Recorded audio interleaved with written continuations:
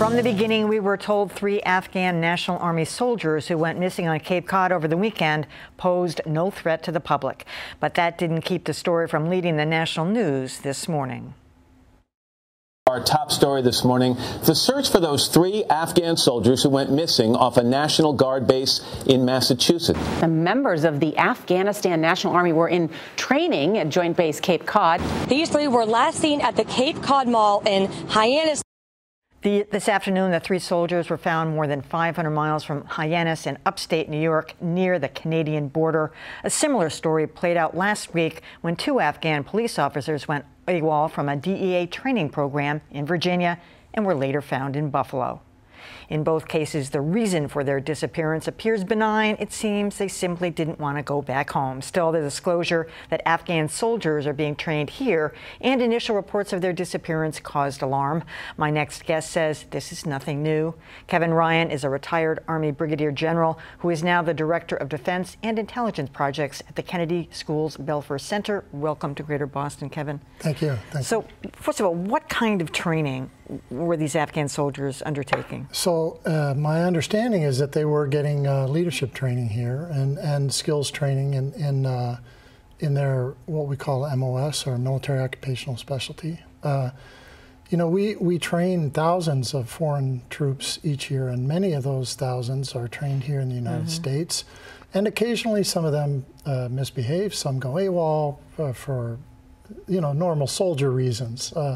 And sometimes, as in this case, it appears, they're trying to defect, trying to find a new home here in North America, in this case, thinking that they could go to Canada and ask for asylum properly. Well, there's something kind of sad about this. First of all, the age disparity. One man was 48, another was 20, another was 18. Right. They appear on the Canadian border, and they go right up to the Border Patrol, and they ask for asylum. Couldn't they have done that here? Well, no, because when we sign a contract, basically, to train a number of soldiers from any given country, we tell that country that we will make all efforts to ensure that their soldiers get back to them. So they would have gotten a deaf ear, I think, here in the United States, unless there was some unknown issue such as you know, brutality from a specific part of the government. So if this happens all the time, and it appears with some regularity, I was much unaware of this. Isn't there some way that they can know in advance who's likely to be a defector? Well, they do very thorough screening. I think the short answer to that is no. We don't know in every case. You know, this was a very famous back in the Cold War. If we had visiting Russians, you know, sports teams and so on, even military. So. I mean, we know that this can happen no matter how well vetted the people are before they come over. So what will happen to them? Well, they'll be repatriated, I'm sure, to Afghanistan. So Canada won't take them in? Well, I doubt that Canada will take them in, but no, that's a good point. Canada certainly can make its own decision on this. It depends really on the argument that they present. If they can make a convincing argument that going back to Afghanistan, they will be in danger for their lives, then maybe Canada might do that.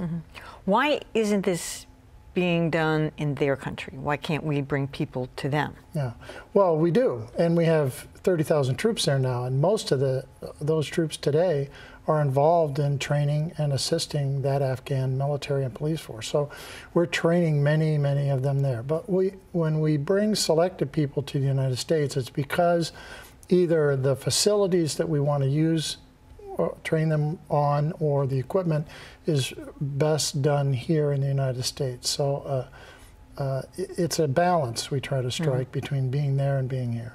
So when everybody was leading the newscasts with it, and I heard former Boston Police Chief Ed Davis talking about this morning, you know, assuring everybody that there was nothing to worry about.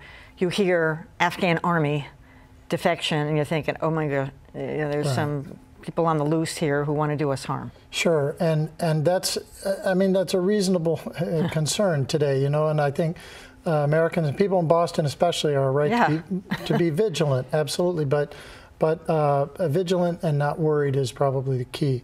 Vigilant because we don't know the reasons when somebody breaks the law, goes AWOL, that's that's a flag raised. You have to find out what the reason is. Thankfully, I think in this case for us, it's about their situation back home. They're given pretty free reign, as we can see. They were allowed to go off to a mall. I mean, is this going to change procedures and policy? Yeah, I don't think so. The idea behind bringing them, part of the idea behind bringing them to the United States is to see how Americans live and how we run our military. So we want them to have the same freedoms that our military people have.